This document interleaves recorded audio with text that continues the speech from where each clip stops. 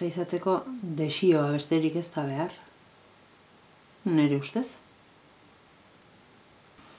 Feminismoak egin ditu ekarpen on askoak. Eta orduan horri segida ematea besterik ez da, nire ustez. Bai. Bizitu ditut batzutan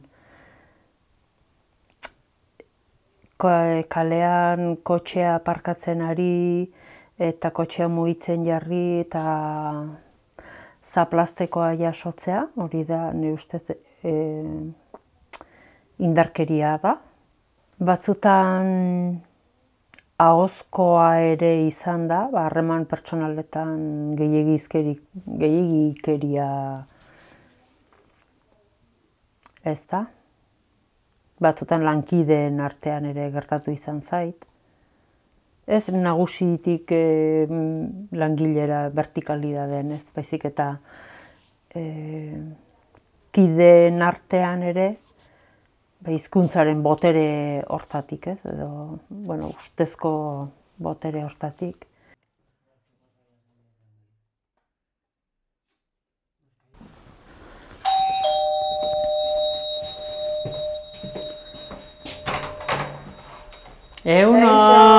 Ongi etorri etxera, aurrera primeran, zuen zain. Behiru, haitu naiz bazkaria prestatzen, eta tarteka ordenagailuan jarri, eta lanak ere aurreratu erakutsiko dizuet. Zertan nahi nintzen. Gela honek balio du arropa zabaltzeko, eta hemen aritzen naiz, klasea prestatzen, edo ikastaroak prestatzen, korreoak eta isiltasuna behar dudanean, honera etortzen naiz.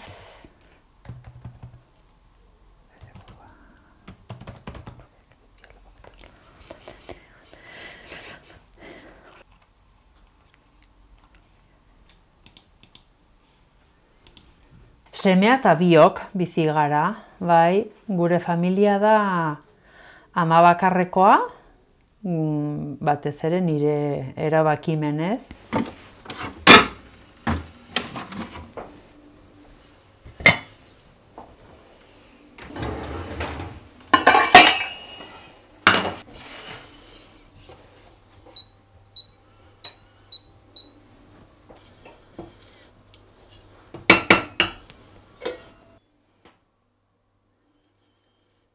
Nahi zenbultzik hau hartu.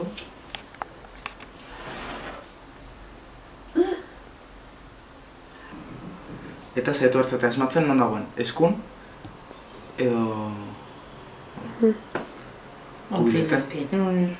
Eskun. Eskun? Xuzo ez. Adopzioen bidez osatu nuen familia, garai hartan, orain dela 12 urte,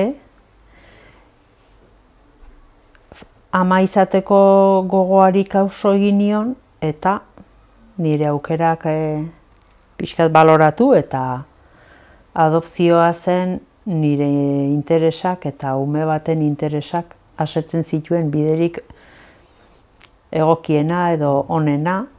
Umea Errusiatik etorria da, Siberian jaio zen, eta holaxe, osatu ginen familia. Familia txikia.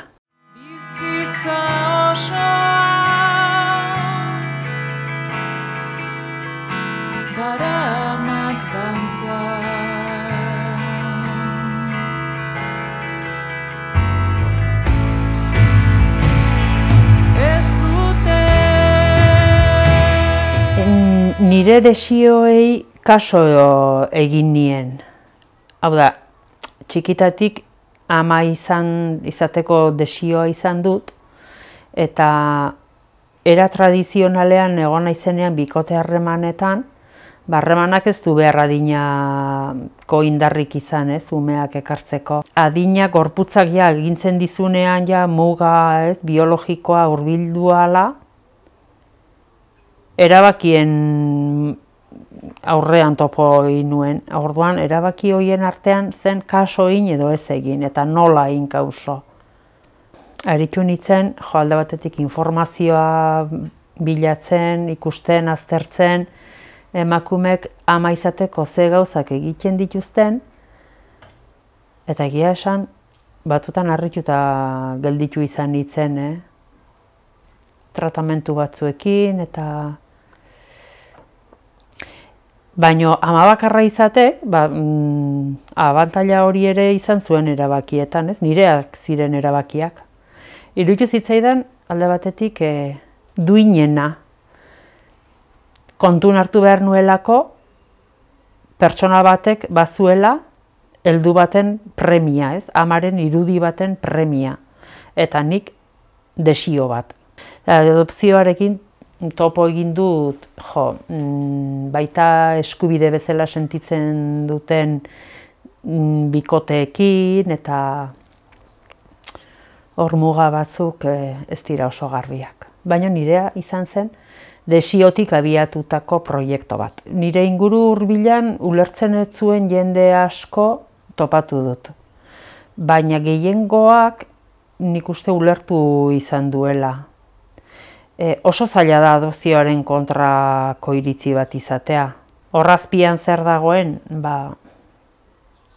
frustrazio batetik abiatzen dena, ezin batetik abiatzen dena, baina erdigunean ez dago ume bat, ez dago ume horren interesa. Bakarrik adoptatu edo bikotean adoptatu, bi aukeretan daude alde onak eta alde txarrak. Abantaila batzuk baditu bakarrik adoptatzeak, alde batetik, erabakien mundua bakarrarena delako. Desabantailen artean, logistikak batzutan ez du erresten, ez daukazu aukerarik delegatzeko. Proiektu hori partekatua den neurrian, umearentzat, ona da, tribua zenbat eta zabalagoa izan, orduan eta aberatsagoa da, baina tribua eskaintzen aldio pertsona batek, bikote batek, familia handi batek, edo azken finean umearen ikuspuntutik, umeak behar du irudia, behar du jendea, behar du babestuko duena, behar du bizitzan hildo bat emanen diona eta bere sofa izanen dena.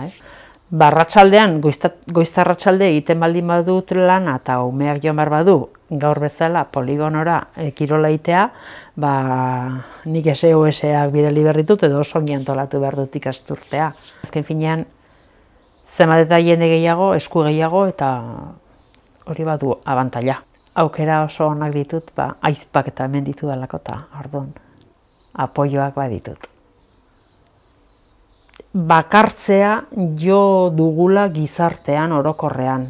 Orduan, amatasuna, aitatasuna bakartzen ari da. Gauza bada bizitza soziala izatea, lagun artea, gura eta bestea, baina kultura, ikuste dut aldaketa handiak bizit ditugula. Lehenengo pisuan aitona amonak daude eta erreferente bat izan dira guretzat. Ez nahi zailegatuko, 5 minutu itxoin Maria Jesusen etxean. Eta Maria Jesusen galletak ematen zizkio nire itxoin bitarten, eta hark ematen zizkio nik ematen zizkio bizioa. ¿Qué tal, María Jesús? Bien. Bien. ¿Has comido? Sí.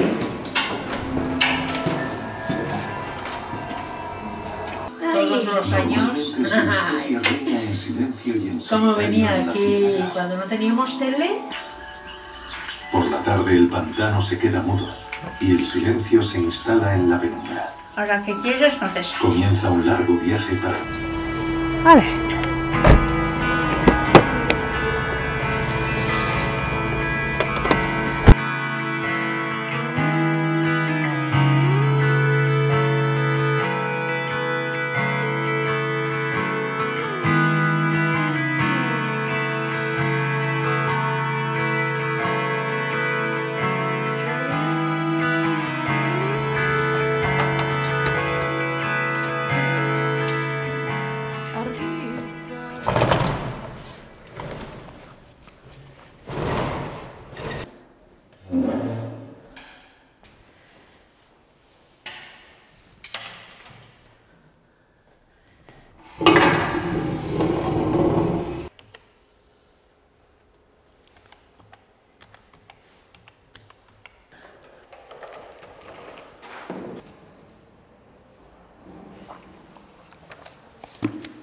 eskatuko diogu Silbiari irakurtzeko bere idazlana jende kualifikatuaren aurrean irakurri behar den bezala. Aurrera, Silbia. Herritar hori, Silbia Marañon nauzu. Sakanako elizagaia mankoaren izenean, idazki honen bidez, zurengana jotzen dut gure eskualdean gertatzen ari den egoera larriari buruz berri ematea. Hezkuntzak esanen nuke pisu espezifiko handia daukala gaur egun eta izanen duela gerora. Zergatik, azken finean, gure baloren gainean eraikiko dugu etorkizunean balore horiek izanen dituztenak. Orduan, inklusioaren terminoa egon beharko luke gaietan, tratamendutan, eta nik uste dut erdigunea pertsonan jarri behar duela. Gu eredu gara ikasleekin dugun harreman horietan, baina batez ere gure portaeretan. Eta nik esanen nuke hor daukala, ez egite utxunea den, baina egitekorik handiena. Listo.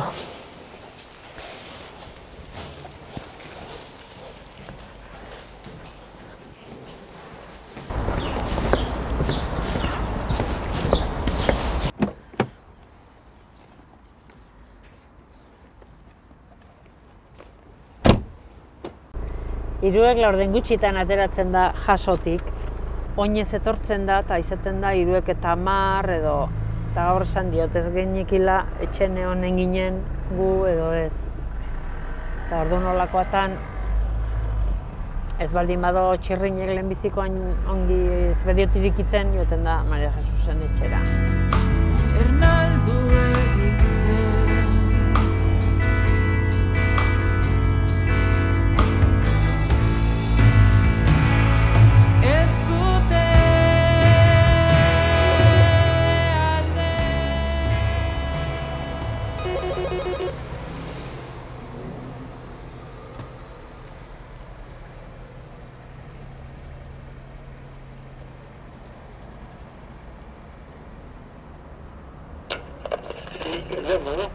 Kaixo, Jose Mari, ima naiz. Maximor aldao.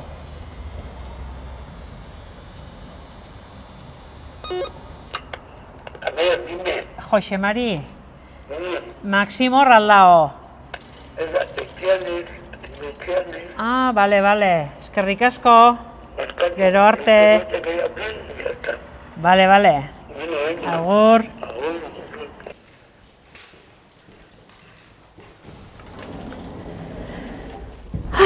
Ara?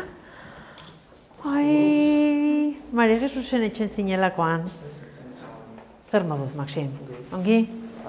Bai. Hemen gaude, 11 telebistakoak.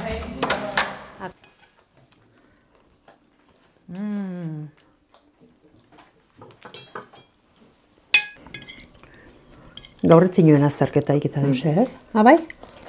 Bi. Azkenen kamara ez du behar izan du. Baina ostiralen bai, ez? Beharko duzue. Eta azterketa zer moduz joan da. Liburuna gaur zen, gaztelaniakoa? Atzo. Hori atzo.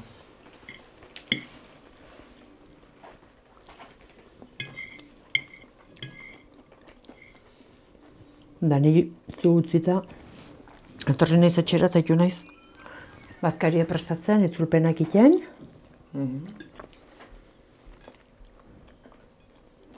Eta gero eman dut oso klase politie. Zer mozginea?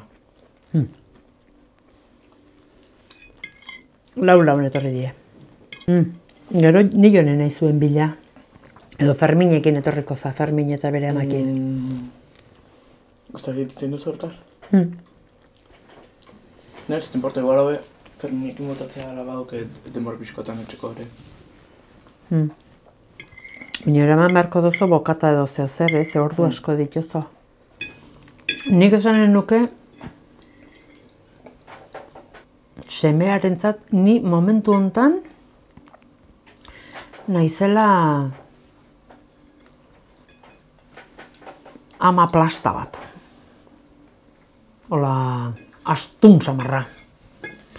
14 urteko ikuspuntutik ikusita, Claro, orduan nahiza pentsatzen zuk 14 urte zinu zenen, eta nik guain 14 urte ditxotera, berdina izango balitz bezala. Batez ere... Zuretzat 14 urteko bizta puntue da, zure 14 urteko bizta puntue. Ni saiatzen naiz zure lekun jartzen, eta nire izaera kontun hartuta, eta nire portaerak nolakoak dien zurekin, eta iruditzen zait batzutan gehiegi sartzen naizula zure bizin. Orduan, aleie, ni ote naizen irudi beti agintari samarra, zuzentzen edo intentzio honenak, baina azkenen irudi astun bat, horrek ez du esan nahi zuretzat erreferente importante bat izanen ez naizenik, baina badakit ikusten nazola errespetoz eta badakizola oso inteligentea naizela, gainera. Ni pentsatzen dut zinez, zuk badakizola baloratzen zein den ere lana zurekiko. Eta nik 14 urtekoan aipatu dut, askotan ari naizenen, hau jaso, hau batzutan agobietu iten zaiot eta hartaz ere hitzein dugu. Ongitu zaizu, zaretan. Bazaz. Vale.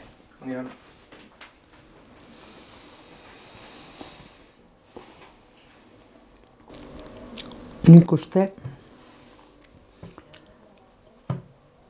badagoela bizitza ikusteko modu bat adoptatu baino lehen eta adoptatu ondoren. Ez egite adopzioa den edo ama izateak, batera dielako. Adopzio bidez ama izatek behartu naulako nire burua lantzera eta egoera jakin baten, oso vulnerable den ume guzin leku hori identifikatzen nerea barne. Dago rekontziliazio bat nire buruarekin eta baita hauste bat eta rekontziliazio bat aldi beren nire amarekin eta heredatzen ari garen matriarkatu honekin. Nire buru erreparatzen ere haitu naiz horri esker. Orduan nik uste bizitza ikusten dudala beste modu batez. Ez nuke esanen harreman zuzenik dagoan edo ez dagoan. Nik uste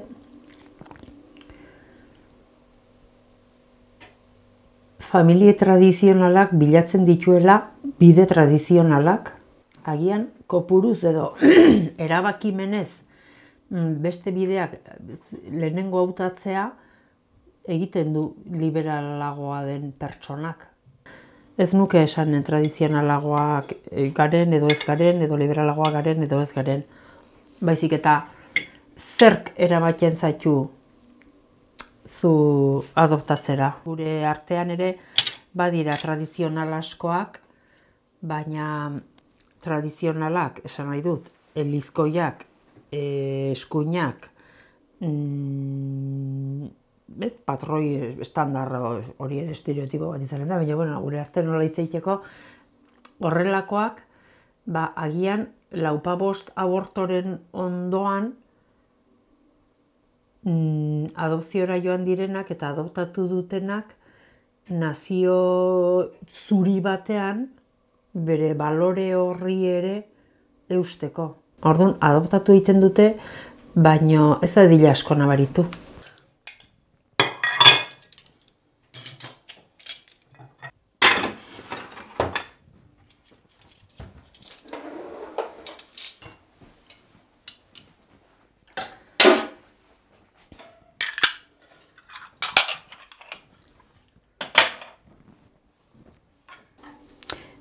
Guk erakunde publiko garen aldetik, gobernuak, departamentu guztietan, eta nik uste dut jarri beharko lituzketela neurrik oso zehatzak eta berdintasune berdintasunaren kontzeptu hori nolabait egiazkoa izan dadila bermatu, ezta? Berdintasunari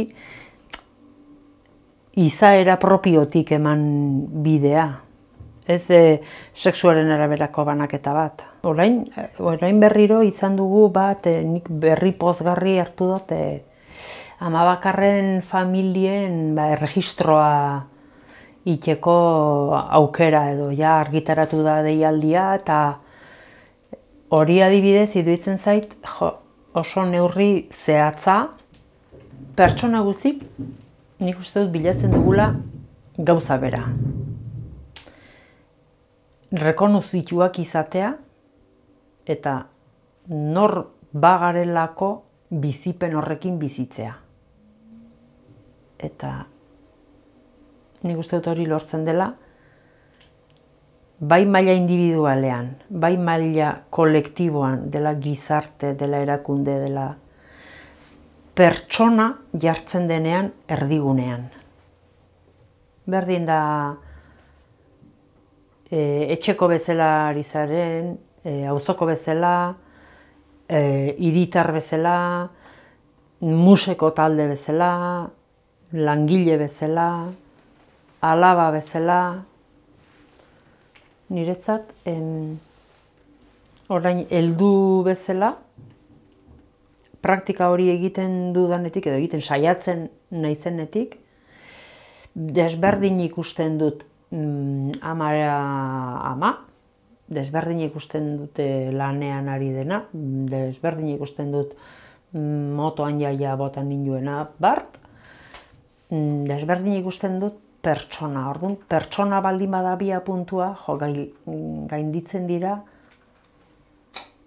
kontu asko, estereotipo asko. Amaren ikuspuntutik ere, ni denbora guztian ikusten baldin badut, semea, eta azten baldin bazait hor dagoen pertsona, eta hori bilakatuko den pertsona, eta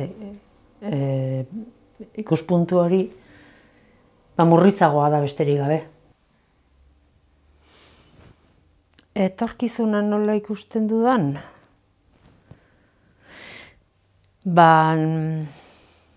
Nahasi samarra, egia esan. Aldaketak direlako agian asumitu ditzazkegunak, baino azkarragoak. Aldaketak oso handiak izatea ordea, ona, iruditzen zait positiboa izanen dela, gero da gehiago kuestionatzen delako, gero eta ezagutza handiagoa dugulako, jende normalak, esaten duguna, normal izate horrek, egin behar du urratsa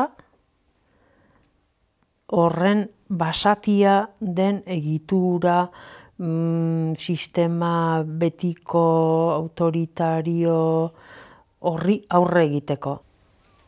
Dena berria, baina bai, irautza txiki handiak ikusiko ditugula.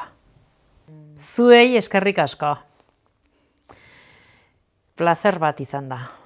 Berdin. Gero arte. Agur.